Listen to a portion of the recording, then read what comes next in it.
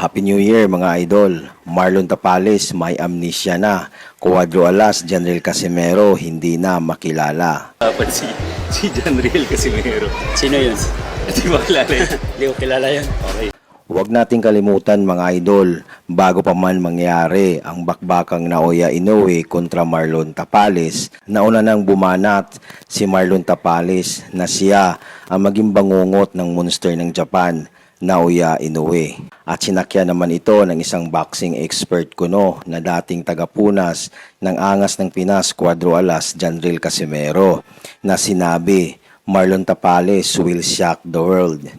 Ngayon mga idol, hindi talaga natin maiwasan na mayroong mga buzzers based kasi doon sa kanilang nakita sa performance ni Marlon Tapales. Alam mo naman, kahit anong positive comments ang binigay ng mga banyaga, abay, huwag nating kalimutan mga idol na literal na mabusisi ang mga Pinoy pagdating diyan sa bakbakan ng boxing.